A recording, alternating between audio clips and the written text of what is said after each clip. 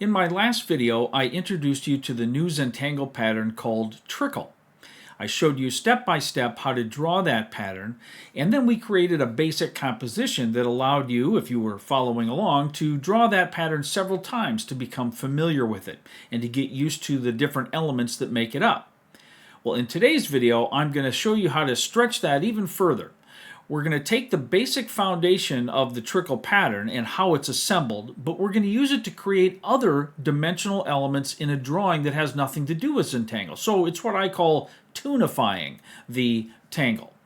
But it's not just to create a cartoon, it's also to teach you some underlying principles so that you see how shapes and patterns can really form the basis of all kinds of drawings and not just Tangle patterns. We can learn form and shape and learn how to shade those forms and shapes to create images very simply that we might have otherwise thought were outside of our ability. So let's jump into that and take a look. We're going to begin today's drawing by placing some basic pattern details and placement details on our drawing surface. Now I'm using a 3.5 by 3.5 inch Zentangle tile. You of course can use any size of paper you'd like. I prefer for the videos here these smaller sizes just because it keeps the time a little more manageable. Let's start here by drawing some just light, we're going to use a pencil to begin with, and we're going to draw some light lines here. I'm going to start about 3/4 of the way, or I'm sorry, about 2/3 of the way through this tile area here, and I'm going to just draw a little bit of a swooping shape. I'm going to leave a few little jagged edges to it, and I'm just going to create that little line across here that will be a guide for me as we get into our drawing here.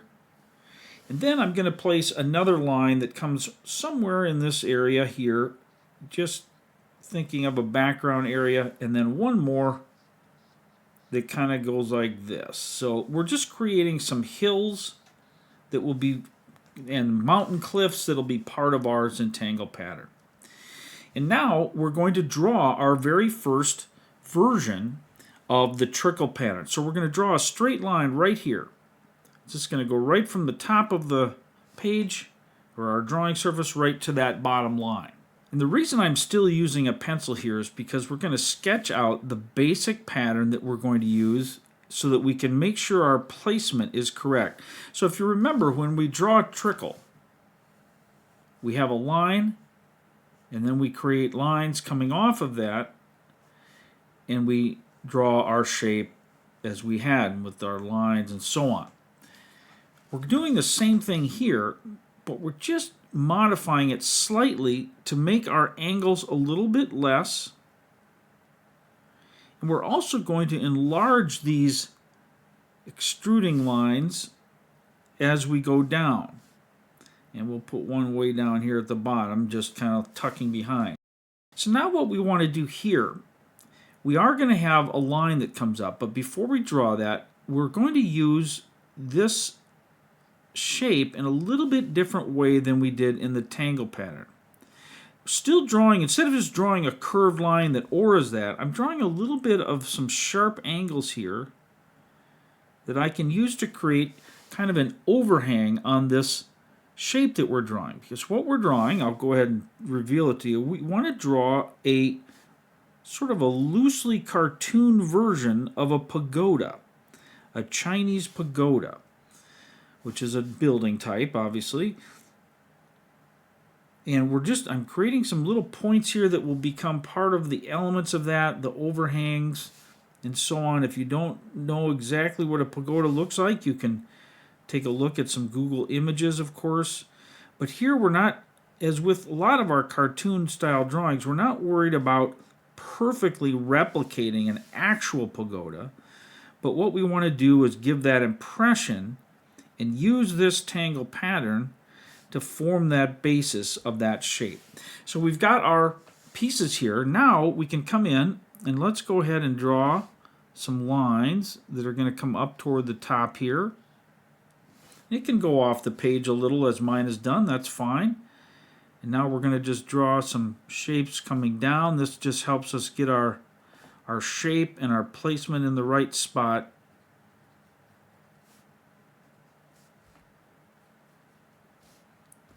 And we're going to be able to refine this with our ink pen once we start drawing that in too. So we have a basic pagoda. Now let's go ahead and complete the shape here. Like that's going around behind.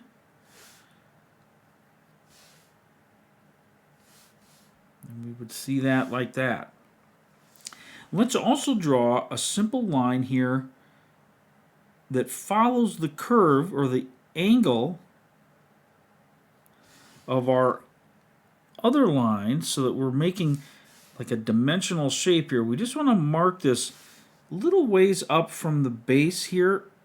We want to create some designs and some embellishments on our pagoda, and this will help us to do that by just having these lines in place. I'm going to draw a line there and here for my rock that's coming across there. So now we need to do the second shape that we're going to do with this Trikl pattern as the foundation. And we're going to embellish this yet, so stay with me. But hopefully you can see right here that this is really our Trikl pattern. Let me pull out my sheet from the other day. So this Trikl pattern, we drew a line, we drew our connecting points, and that's all we've done here, but we've just turned this more into a building by widening the shape here, and we're going to add some embellishments that will make that look kind of cool. And I'm going to draw a circle right about here, just lightly. It doesn't have to be perfect. And also a little bit of a protrusion that's coming out here. Just use like a rectangle or something for right now. And now from there, imagining that that is this circle here is kind of, we want to find the center of it, and let's bring a little bit of a curve down here. And we're just going to create a simple little line here.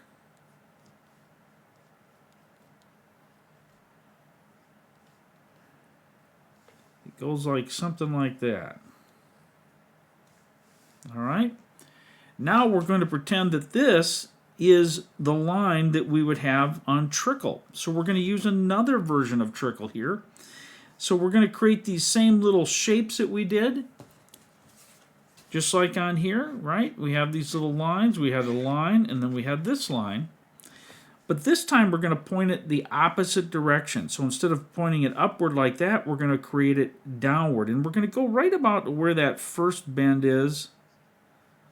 Like that, and then back here a little bit. So we're utilizing the essence of this same shape.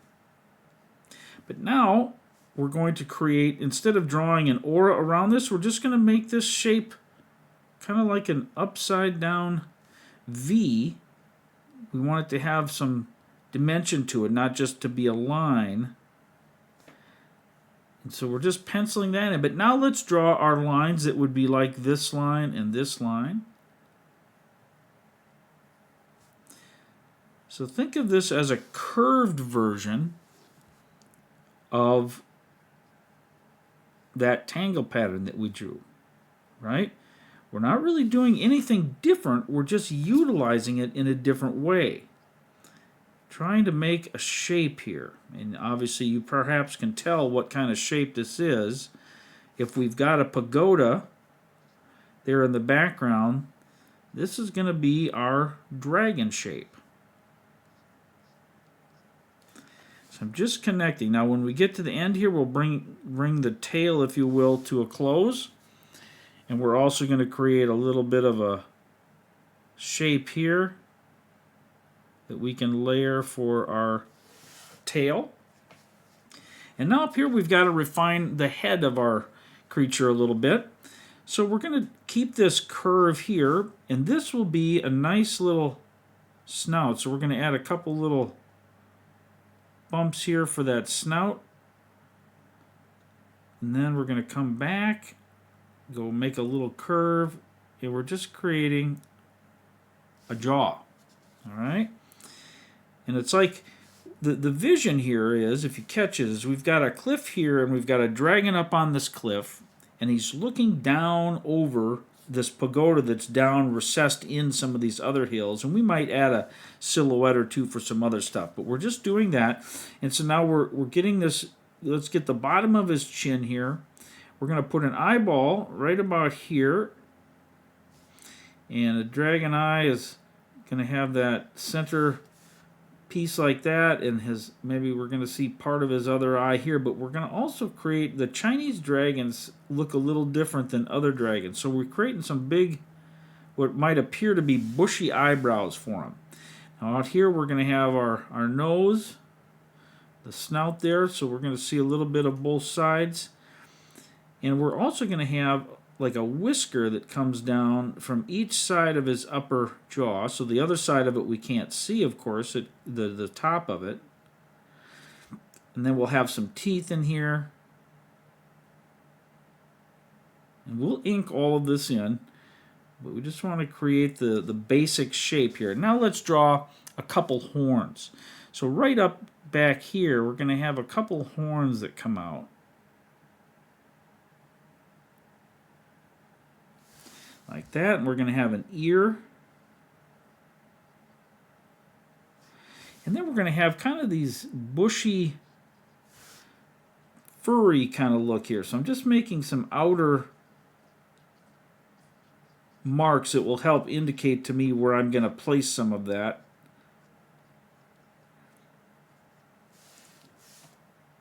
And when we ink, everything will get the details that it needs.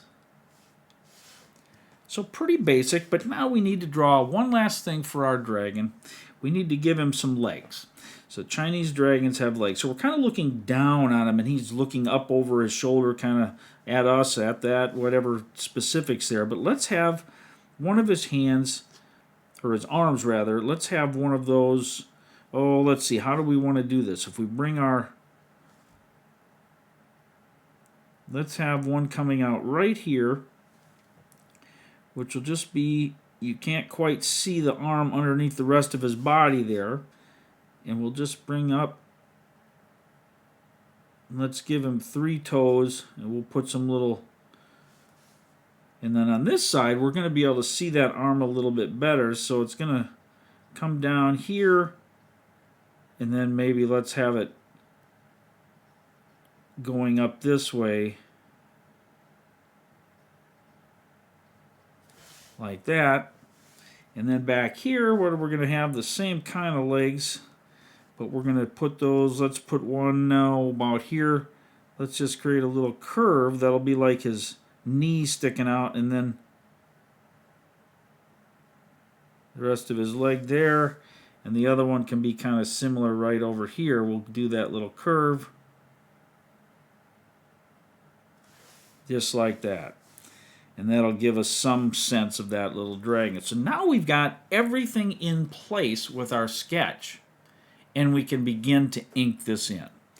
So let's do some drawing here. Just watching carefully, we can refine our details as we go, but I'm going to begin that inking process.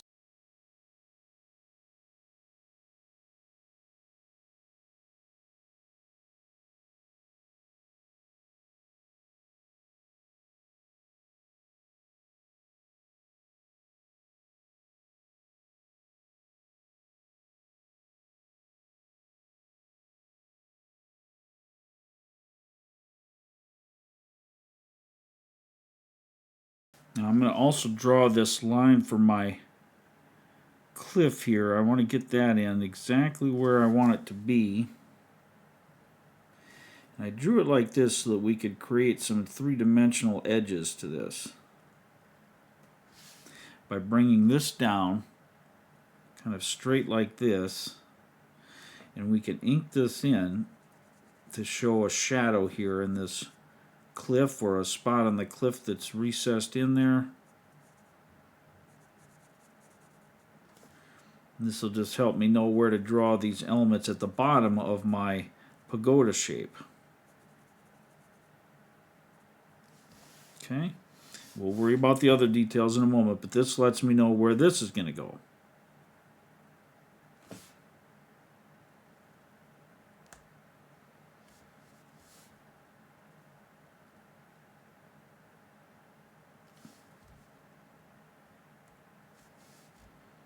can have a line here. Let's add some lines here onto our dragon and get him fleshed out. So we're going to start up here. I put a couple little bumps in there just to make it seem like wrinkles in his skin or something. Get his nose in there. Now let's draw this little whisker since it's going to come down in front of those other elements. This one comes down and back. Now we can draw that jawline. We're just doing a simplified version of this dragon. The Chinese dragons can be very elaborate, but we're just trying to keep it basic here. And I know even this might seem like a lot, like we're really pushing that tangle pattern to its limit, but I wanted to just show you how it can be used to become a guide when you see those shapes and those patterns, and suddenly you can apply it in these different ways, and it can be really fun.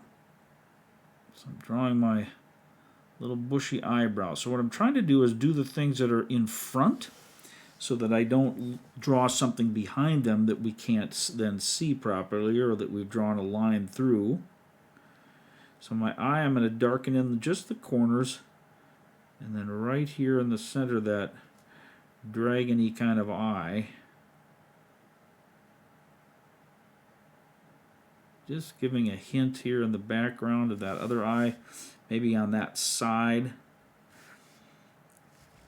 And let's draw my ear here, the ear for the dragon. I guess it's not my ear. And these horns, which kind of go back. I'm going to create a little bit of a sense that they're in his head here, you know, stuck or connected to his head. Let's ink a little shadow inside the ear. Now these other frilly hair things that are coming out, it's almost like a dragon, or I mean a lion's mane in some cases. You can think of it that way. It just sort of depends on the version of the Chinese dragons that you're looking at, of course. And let's draw a little bit of a nice curve here for the bottom of his head, the jaw, and some other little indicators of shape.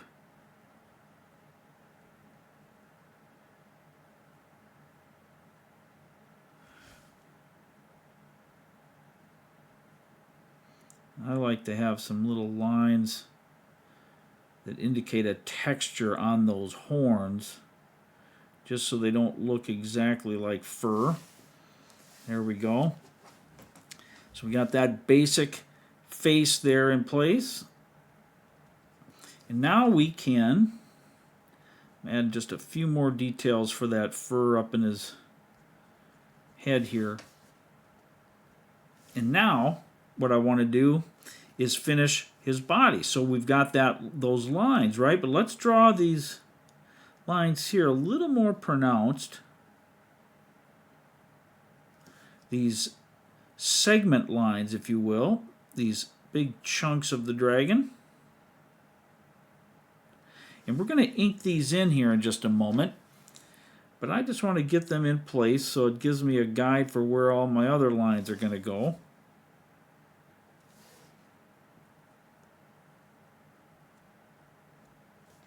Just like that, and let's just ink those.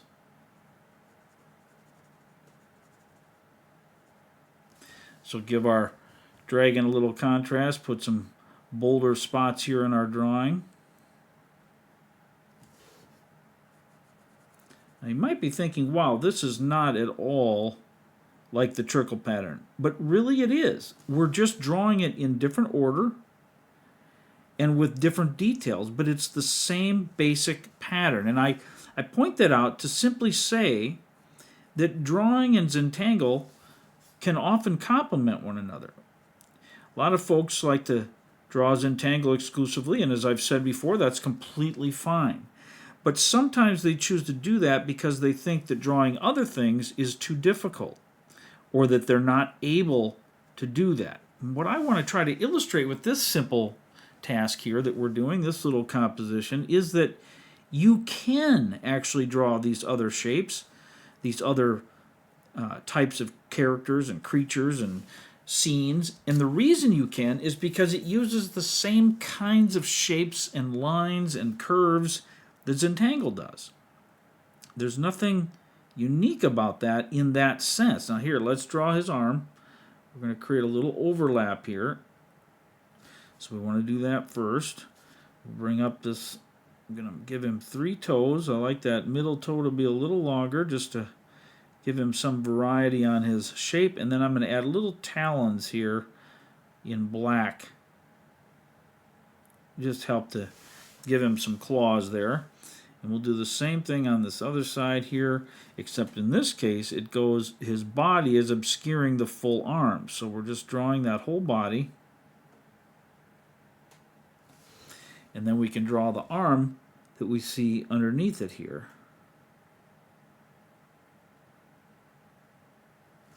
And we'll give the black talons on this one too. And we can finish up our cliff line along there also, just so we know where that's going. His head, in my case, obscures the rest of it. All right.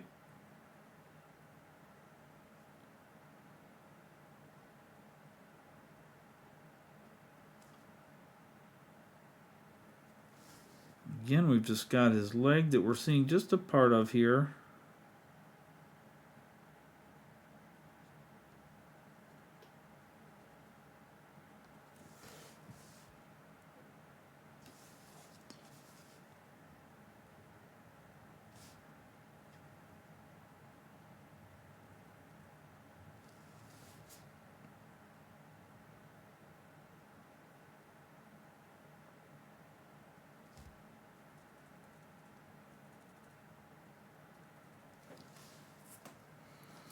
Alright, at the end of the tail, kind of a traditional look for the Chinese dragon tail.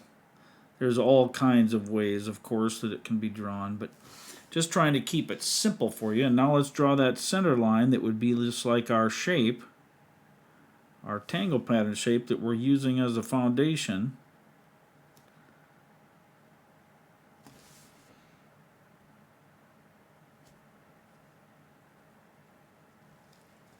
And now let's draw in these back lines here as well. This one comes up. This is my little extra mountain lines in here. Not mountain lion, but mountain lines. I'm going to grab a pen, a little bit finer nibbed pen. Just going to use my 01 pen here. And we're going to start adding some details here. We're going to start with the pagoda. So here on this line where we did that pencil line, I'm going to draw a double line.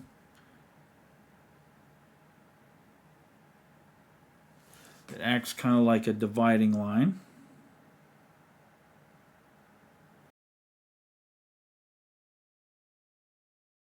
And now I'm going to take my pen here and I'm going to create some little swoops up and down just to add some detail to this pattern here, or to this building. And we can imagine what the detail is. Maybe it's inlaid wood, maybe it's little railings that go along this building. And if you look at, again, pictures of pagodas, you'll see that some of them are very, very ornate. So what this is completely up to you. But we're just adding that detail here that will enhance our overall drawing, give us some kind of a texture. And we understand that this thing is in the distance, right? It's further away from us than the dragon is. So we don't have to draw unbelievably intricate details. We just need some kind of details.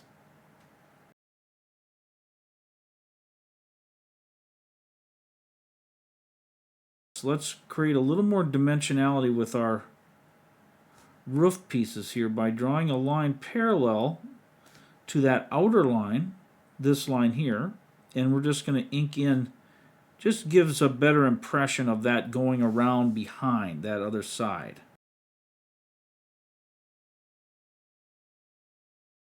So I'm going to draw a very light, almost like a skippy line that follows that same angle that we already did.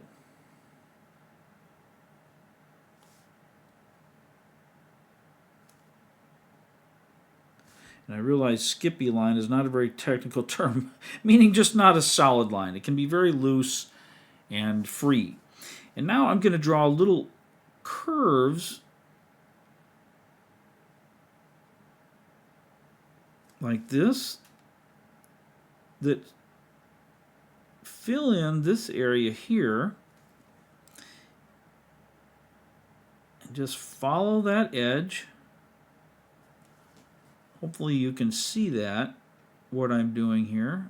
I'll zoom in the editing process too, if that'll be helpful. But what we want to do is we're creating some additional detail and an area here that in just a moment we're going to add a little bit of ink to that will also help just bring out some more visual interest and some shapes in this building here in the background. This is our Trikl pagoda, I guess.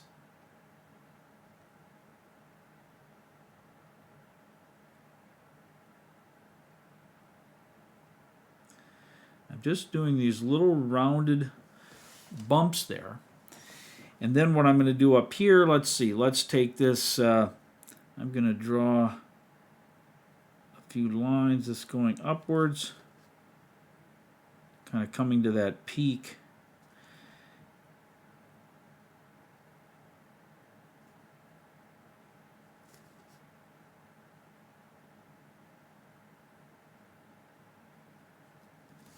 Just something like that, just for some detail. But now here, where I made those little roundings, I'm going to fill that in with ink just to add a little bit of darkness around these shapes.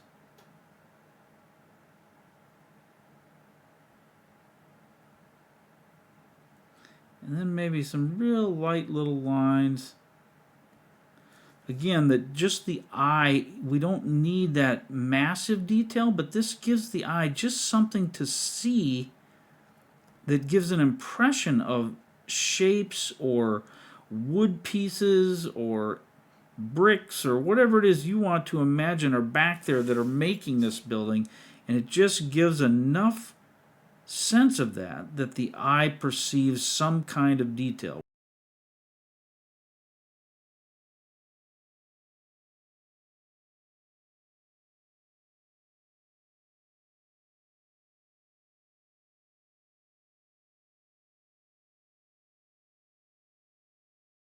Now let's take a look at our dragon. We need to add some more details to him.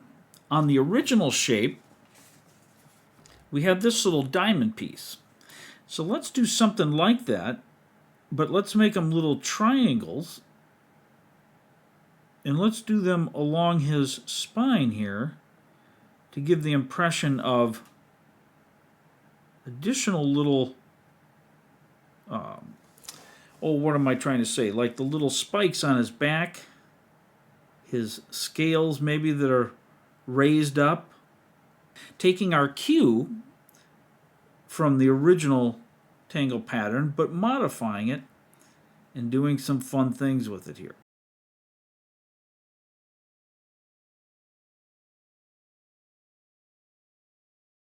Now we need to have some scales on this dragon. So we could do very, very precise kind of a thing, and it would take us quite some time to do it, or we can do, again, the impression of those details. So I'm going to add little round shapes. I'm doing shapes like this.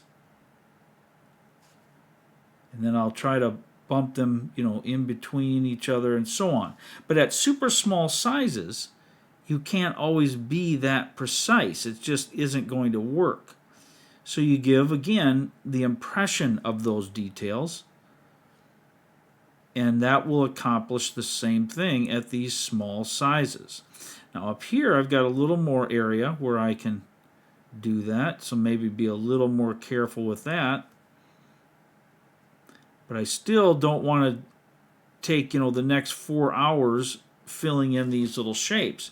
So I'm just going to do that as carefully as I can while retaining that pattern, the general essence of it, but not worrying about super details. And you can see already that that just starts to fill in a really cool look to our dragon here.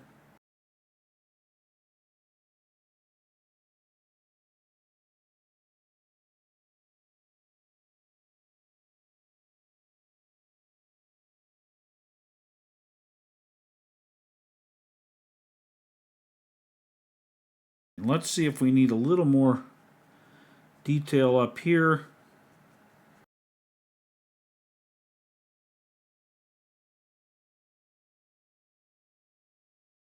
So now we want to add some shading to our dragon and to our pagoda and to the whole background. So the way we're going to do that is let's start here with the dragon on the left. Let's give him some edge shading. So I'm going to lay some graphite around the edges, and of course in traditional Zentangle and real life fashion, wherever there's an overlap, we can use that to create a shadow as well. So I'm going to create little shadows along his arms here, his legs, if you will, where things might overlap. And let's also, for sake of this, let's assume the sun is kind of above and to the left. So it's shining down on our top dragon. We're seeing him top down. But because of where this is, we're seeing that over there. We're not looking straight down on it. It's in the distance more.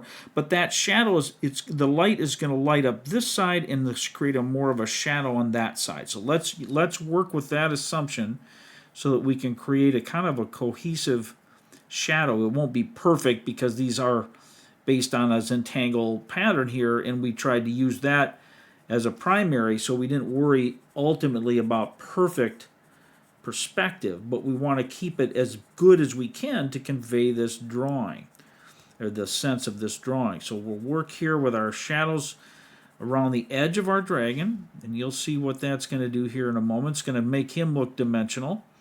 Just like when we shade shapes like this in Zentangle, we go around those edges, and when we blend it, it looks rounded, and it makes it appear as though it has shape and form, and that's exactly what we want here.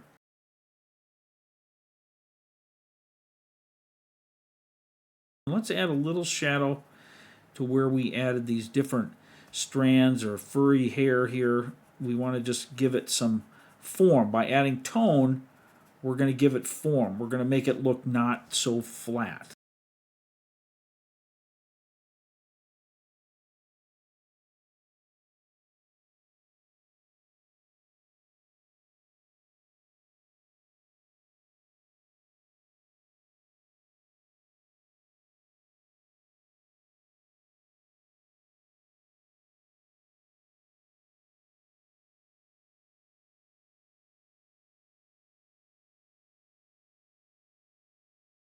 Now let's go over here on our pagoda, and we're going to do shadows in two key areas. We're going to do it underneath these overhanging pieces,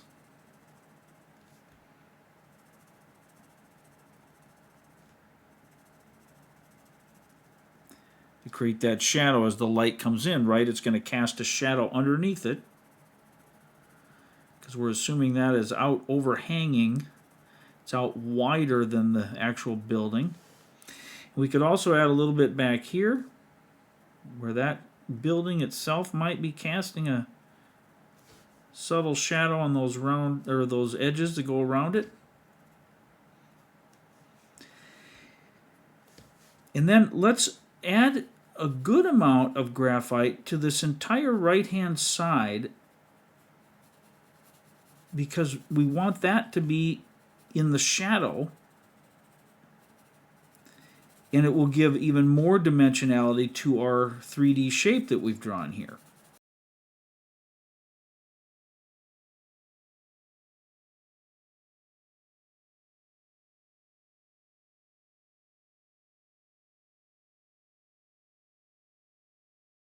Now you might think, well, should I add a shadow around here? Now in Zentangle we would do that. But in this case, we're trying to recognize that this and this these are two hills that are further way far away. So this building would not cast a shadow on that hill far, far away. So we're going to just leave that as it is. Let's go back to our pen and let's add some little details in the ground here. Some little cracks and little hints of dirt or sand or texture to those rocks. It's going to just help this look a little more realistic, a little more fun and dimensional by doing that, and separate some of these details from one another. So I'm just adding some dots and little lines and dashes and things like that that just kind of help to give a sense of ground or texture of some kind there that is making up this mountain or this cliff that our dragon is perched on. And it's kind of going up at an angle, but it's also coming back this way. So I'm not going to add too much detail here, but I do want to add some little bits of texturing around where that ground is so that we can visually understand, oh, okay, that's not, he's not just floating there, but he's up on this surface. And it just helps to convince us of that when we see these textures along the ground. It helps our eye to perceive that as a different plane of this background, different from the background, and different from the other foreground elements as well. Just some minor little details here, but it can really help to convince the eye and therefore make our drawing even more interesting. All right? So now that we have that, let's add some graphite here as well.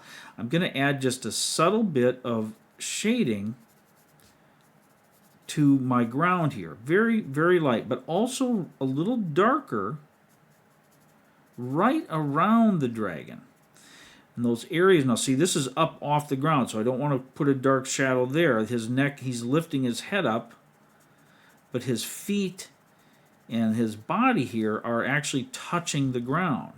So I want to add a little bit of shadow there to make that more realistic and more convincing. We'll assume he's got his tail sitting there on the ground too. He could be twirling that around, but he's not. So we'll add just a subtle little bit here. Now, because his body has form, I'm not going to really see a shadow on the other side there, so I'm not going to do a dark one there.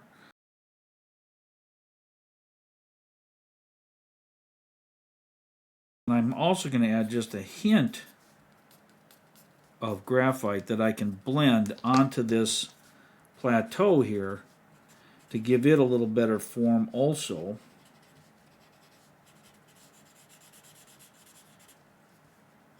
Just very, very subtle. Make it have little streaks and stuff. That's okay. Let's add one more thing. Let's add a silhouette of a pagoda way back here, maybe on this hill, way, way in the back. So it's going to be very tiny. Let's just take, I'll show you here what I'm going to do. I'm going to add a couple little lines,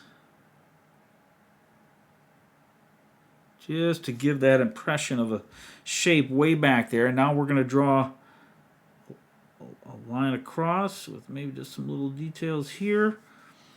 And then, of course, we can't see the details way in the distance, so we don't have to get too worried. I'm going to draw a curved line like this. And then another one that's a little bigger.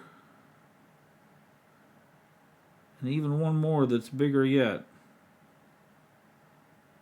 Now add a little bit of ink to these here. Just some very faint details. And it looks like we have another pagoda way far away here. Just some other kind of building or shape that's way in the background. The further away we get, we're going to make this darker. So this is our sky, but back here, it's going to be darker. Because I'm going to assume that as we get further away, we see less and less detail. And so I'm going to just add this darker shade in a kind of a textured way. And I'm also going to fill in the mouth here where we'd be looking through his mouth.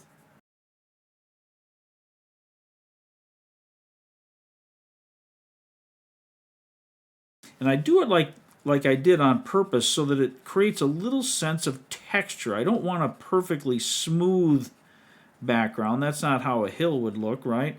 Unless I was doing a 100% silhouetted version of it, then just having it solid black or something would work. But I like to make it appear as though it's got some texture, whatever it is. Maybe it's grass, maybe it's sand, maybe it's a mountain or whatever, but we're just adding that in the background. And now let's do a little bit lighter, quite a bit lighter on this version.